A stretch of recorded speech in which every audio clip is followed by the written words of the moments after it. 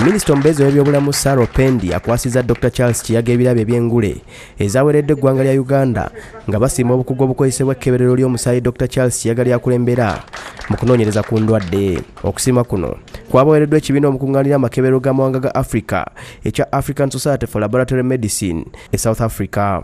Uganda bagisiimye okubeera ensale mu kuteekawo enkola ey'okukungaanya omusaayi mu bitundu by'ewala ne kukeberebwa naddala ogw'ebirwadde ebikambwe ng'Ebola ne Marburg ssaako akawuka ka mukenenya ekiyamba okuziyiza okuzisaasaanya. Kati tufunye ku awards 3 ezibaddewo, awards 2 zizze wano mu ggwanga yaffe eya Uganda. Public Health, Central Public Health Laboratories yafunye award esooka, eno award eragira ddala nti eno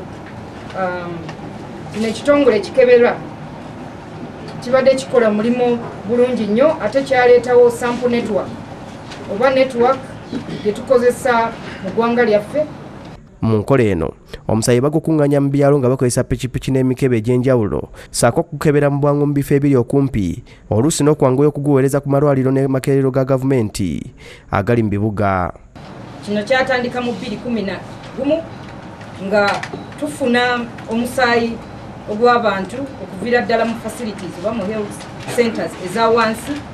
Yo Uganda Virus Institute efunye engule ey'okunoonyereza ku bulwadde obuleetebwa obuwuka obutono obuyite virus ng'eno ekwasiddwa Dr. Lutwama Julius. Peace Navuga yakusakidde guli ino ku Bukedde TV.